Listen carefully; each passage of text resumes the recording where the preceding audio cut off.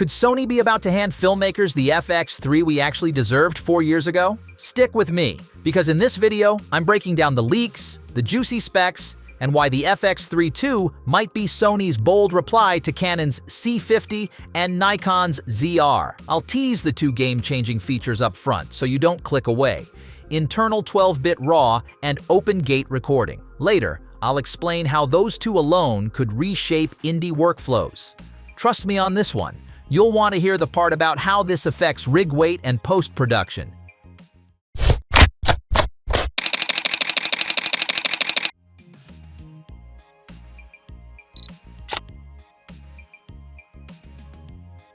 You already know the original FX3 was special. It gave independent filmmakers a compact, cinematic option without the weight and price of full cinema bodies. But 4 years in camera is a very long time. The FX3 was built on an architecture that started feeling familiar by 2022 and outdated by 2024. New rivals arrived with fresh hardware and modern recording features, and Sony's incremental updates stopped quieting the chatter. So the rumors about a true next-generation FX3 are not just wishlist talk.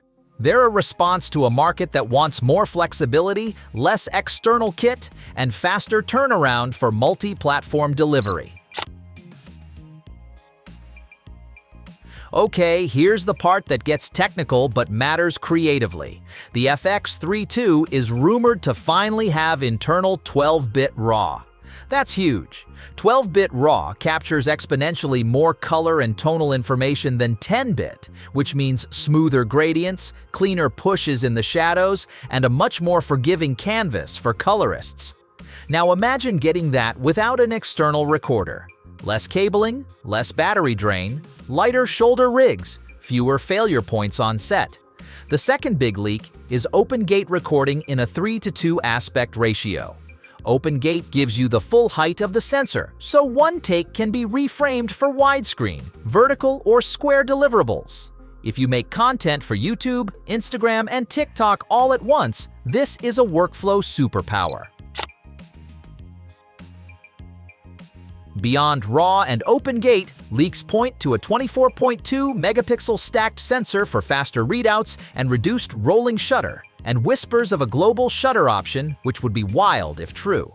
Add next-generation dual processors and an AI unit for smarter autofocus and subject prediction, and you're looking at a camera that could genuinely outclass older studio bodies for certain shoots.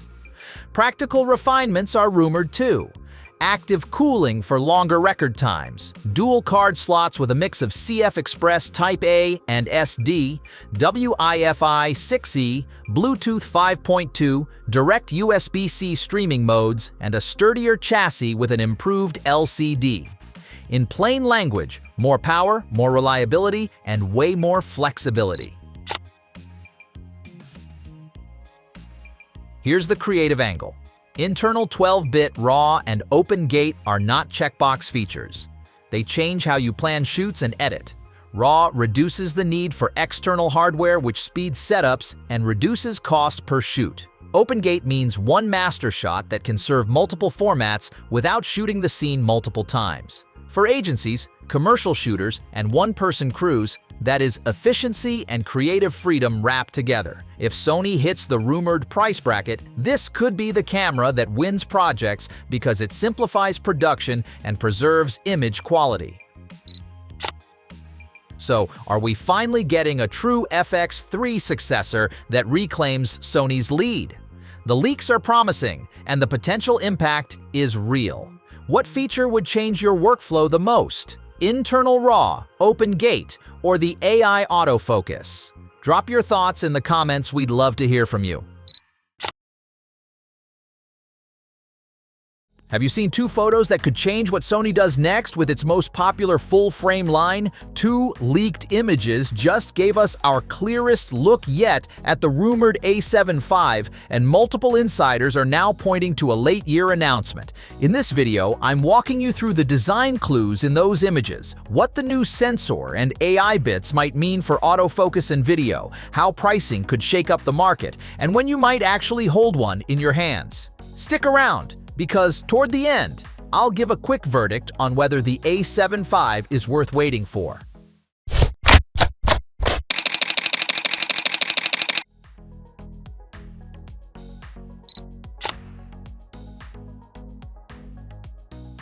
If the leaks are accurate, the A7V feels like Sony playing smart rather than radical. Expect a body that keeps the friendly ergonomics of the A7 IV rather than the deep grip of the A1 series.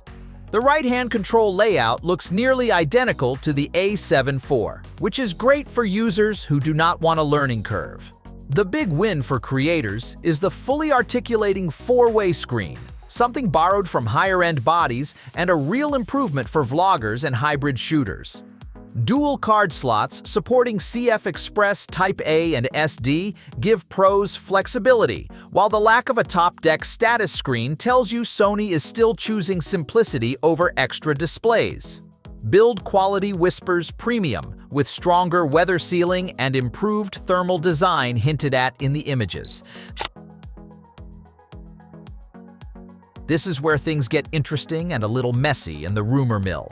Some sources point to a brand new 44-megapixel backside illuminated full-frame sensor, while others still mention a tweaked 33-megapixel chip. Either way, the expectation is a meaningful jump in resolution or readout speed that positions the camera between the standard A7 series and the high-resolution R models. More notable is talk of Sony pairing a Bionz XR-class processor with a dedicated AI engine to supercharge subject recognition and tracking. That could translate into faster, more reliable autofocus in chaotic shoots, and source leaks even suggest continuous shooting up to 20 frames per second with the mechanical shutter. These are the changes that would make the A7V a real hybrid workhorse. Videographers should like the direction here. Rumors point to uncropped 4K recording, possibly expanded RAW output options over HDMI, and the usual Sony picture profiles like S-Log3 and HLG for flexible color grading. Better heat management is being promised too, which would reduce the thermal throttling headaches Sony has had in the past during long takes. On the connectivity side, Wi-Fi 6E support is on the table, which means much faster file transfers for large RAW and 4K projects, and again, the dual-card configuration will help professional workflows. If true, these features would push the A7V into serious hybrid territory. Money talks, and the price rumors are louder than ever. The A7V is expected to land noticeably higher than the previous model, with estimates clustering around $2,700 to $3,000 for the body only, while European pricing looks set to reflect local taxes. Insider chatter points to an announcement window in October or November 2025, with shipping likely pushed into early 2026, partly due to earlier delays and global supply issues. If Sony asks for this premium, expectations rise accordingly, so features and performance will have to match the price. So what's the takeaway? The A7V looks like a cautious but meaningful evolution. Familiar handling, better screen, stronger build, and possibly major leaps in autofocus and video thanks to AI. At the rumored price, it will have to be more than a spec bump to convince owners of the A7 IV to upgrade. I want to hear from you. Are you excited enough to wait for this one, or are you shopping for alternatives right now? Drop your thoughts in the comments. Tell me what feature would make you pull the trigger. And if you enjoyed this breakdown, give the video a like, subscribe, and hit the bell so you do not miss the announcement coverage.